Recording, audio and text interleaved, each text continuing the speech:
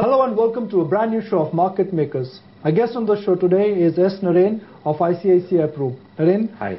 Good to have you back on the show. After a 22% appreciation this year, do you think Indian markets are lacking value? Not yet, actually. The situation is that what has happened in this 22% rally is only the cheap stocks have gone up significantly.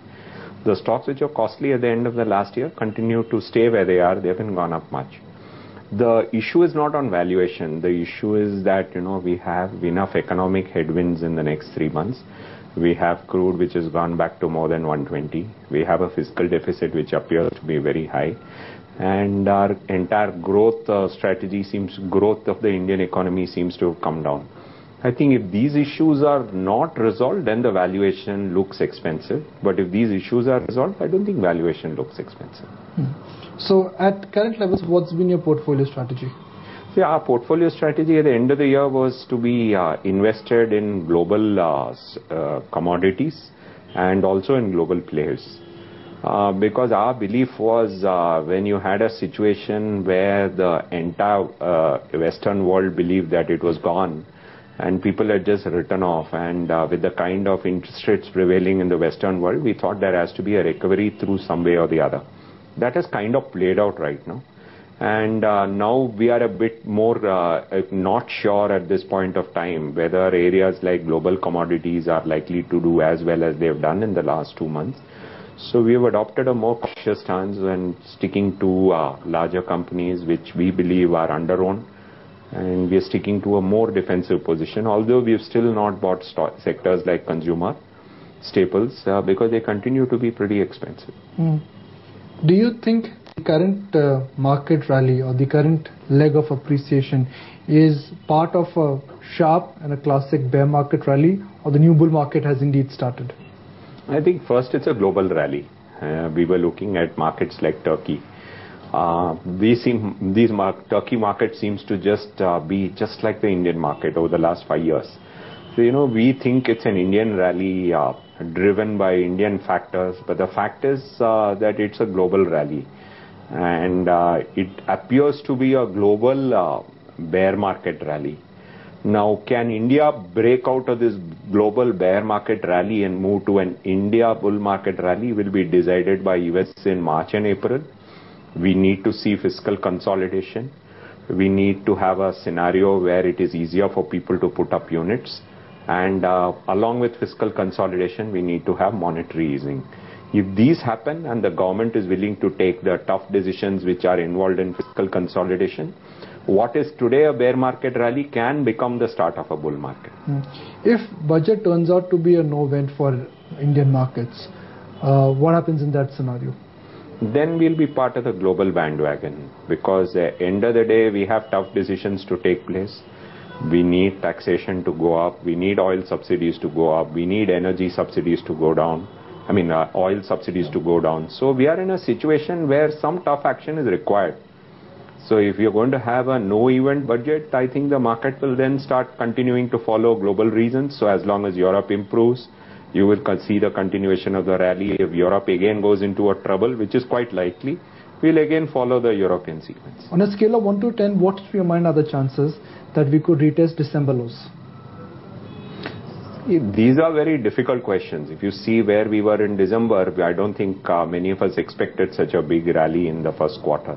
So could we retest December lows? It is very difficult to say. But if, for example, there is a big problem surrounding Iran, and let's say crude oil were to spike, I think India would be one of the most affected economies in the world, because we have a huge trade deficit and we have a current account deficit and a big oil dependence on Iran. So I think these things are going to hurt India. So I would say that the risks surrounding oil are the risks which can pull Indian markets into an abyss. For the current calendar year, foreign institutional investors have pumped in about $5 billion. In the same period, domestic institutional investors have been net sellers. So who's right, who's wrong? I don't know. In the last 3 years, if you see, Indian domestic investors have been investing very smartly. What they do is whenever foreign institutions sell, they buy. And whenever foreign institutions have been buying very aggressively, they've been redeeming. In that strategy, they have made the money at the expense of the foreign investors. But last 3 years, India has been in a bear market. I would say, I wouldn't call it a bear market. I would call a volatile market and not a trend-based market. And on that basis, I would say that in markets where there doesn't seem to be a secular uptrend, it looks like the domestic investor, by being the balancing influence, seems to be making all the money at the expense of the international investor. At ICICI Pru, for the current calendar year, are you a net buyer or are you a net seller? We are a net seller because we, two reasons. One is I think there haven't been inflows since January into mutual funds. The second is we have funds like the ICICI Prudential Dynamic and ICICI Prudential Volatility Advantage Plan, which follow a systematic approach to selling as markets go up and buying as the markets go down. These kind of funds have seen a sharp increase in cash levels with where we were in December. So that has also accounted for a substantial part of the net selling.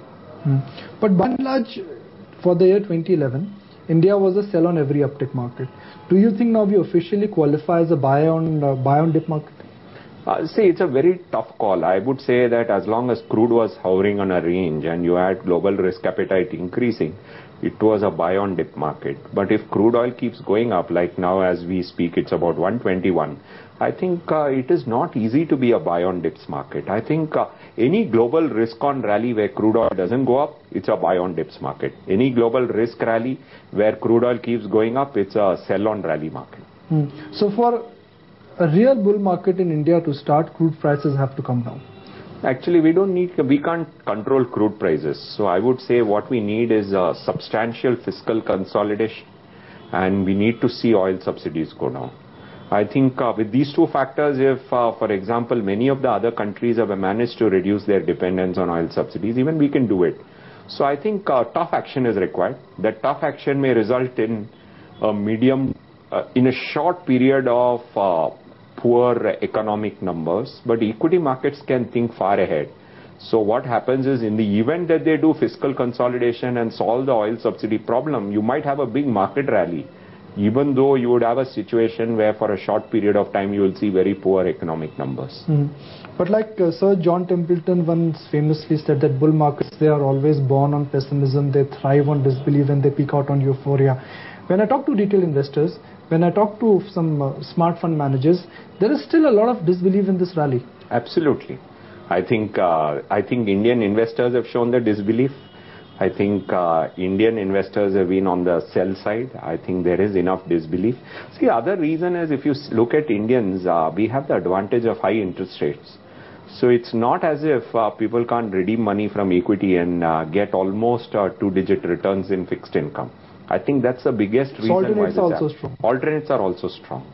And that's the reason why I believe this is still a disbelief rally.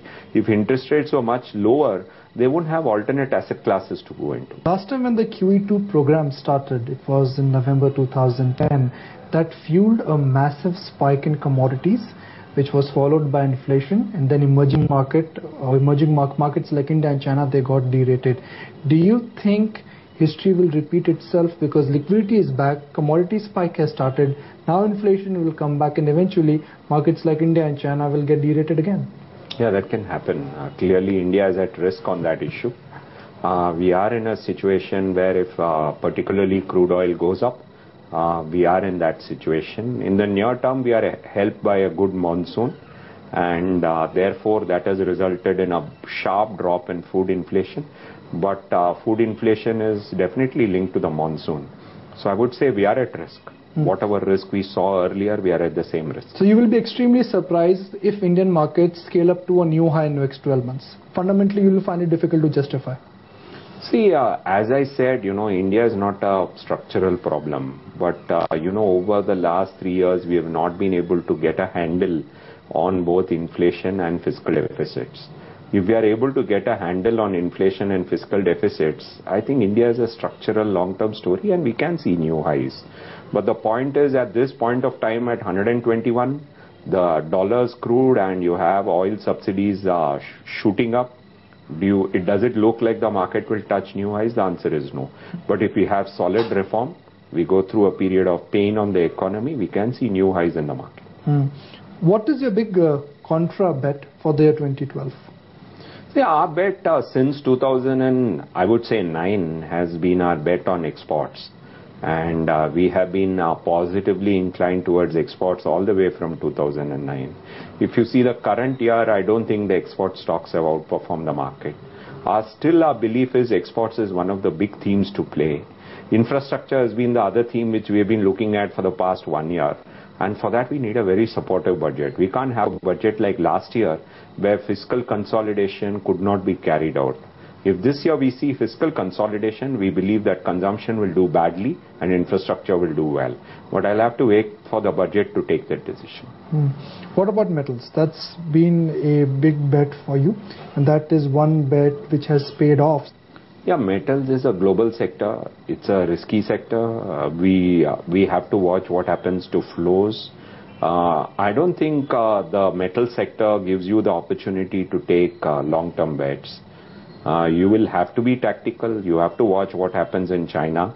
For example, if China goes through a hard landing, metal stocks will go down substantially. So I don't think metals is a buy and hold story. So which are some of the key groups or some of the key clusters where you are a bull and you are a bear? So yeah, I'm pretty bearish on consumption. That's where there's a big difference between me and many of the other people whom Define consumption for us. So for us, consumption would be first interest rate cyclicals, then follow that with FMCG or any other sector where taxation can happen, like cement, even cement to an extent, which you can call under rural consumption.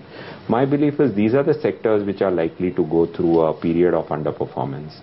And on the positive side, I believe that exports can do very well irrespective of what happens in the budget, and infrastructure can do well depending on what happens in the budget. Do you think IT as a group, as a category is now losing sheen? A, IT stocks are fairly priced. B, most of the large cap IT companies, the management commentary, if you look at the color of the commentary for the quarter gone by and the forward looking commentary, the color of the commentary was negative. It was dotted with caution. Yeah, I think the large cap stocks are not cheap. The mid cap stocks are very cheap. But the large cap stocks, without IT, there is no India in my opinion. Because IT is the one which is our biggest export earning industry. So I don't think, yes, the growth rates will slow down and therefore the large caps can't deliver big returns. But it is the foundation in which the country is built on right now. After Q3 numbers, which are the sectors which to your mind have surprised us on the upside? See, actually Q3 numbers, our expectations were very low. So, too many sectors surprised because we managed to bring down our expectation during the quarter October to December. The thing is that if you look ahead as the market valuations increase, the expectations are much higher. If you're asking me, certainly banks did give good numbers as a group. And capital goods companies kind of really worried us on the order book. These are the two things I can think of very clearly. Some of the commodity companies which we thought will do well have done badly. There are companies which are dependent on Europe which have done extremely well. So that's the funny thing about the markets at this point of time, that you have a situation where people worry about Europe, but there are, for example, automotive companies based in Europe which have done extremely well. So that's the kind of irony we see in the market at this point. Are you long autos? Are you underweight autos? Are you neutral autos? See, we are neutral autos, but given that it's an important part of the consumption basket, we believe it will go through a cyclical downturn. So what is that you don't like within the auto space? Because you can broadly divide the auto space into three: CV, passenger and two-wheelers. See, two-wheeler is the most defensive, and we would be negative on the other two. So you do like two-wheeler stocks? Two-wheeler is the most defensive, so if we had to hold autos, we would hold two-wheelers. But even two-wheeler stocks have rallied significantly in the last 1 month. But we believe we are ahead of a cyclical downturn in all auto stocks. Since the entire building block of this year's rally or the current leg of the rally is liquidity, how does one judge liquidity? Very tough. That's the beauty. That's why no one in end December could give a powerful buy call. If you had asked people in end December what is their outlook for first quarter, the outlook was clearly negative. People said it's a much better second half and a very poor first half. So I think that's the beauty of markets. No one can predict it. That's why it's much better to use valuation as an indicator And economics is also another situation. Right now, on the valuation side, we are still comfortable. On the economic side, it is not at all comfortable. Are there any initial traces of retail money coming back? No, retail money will come back if interest rates go down in the economy. I think that is what is holding up retail money, because finally, if you look at it, 5-year Nifty returns haven't been very high. So we are in a situation where it's not easy for retail money to come back. But if interest rates go down significantly, I expect retail money to come in a very big way, because investors are very heavily underinvested in equity and very overinvested in all other asset classes. For next 12 months, would you align with commodity producers or commodity consumers? If I had to take a call, I would bet on commodity producers, where they are much more local. Like, for example, if I see situation at this point of time, I think it is the exporters, the mid caps, and the infrastructure stocks which are still cheap. The government disinvestment drive starts later this week. ONGC e-auction followed by BHEL. Are you excited about that opportunity? I think most of the public sector stocks are attractive. But the thing is that they have to come at attractive prices. The companies are extremely strong. So we have always had a positive approach to public sector stocks, because they are basically free cash flow generating companies. They don't diversify in unrelated areas. They stick to the area that they know best. So from that point of view, we have been always comfortable. Now we always look at individual valuations, and we have also invested in a few IPOs where we have not made in public sector.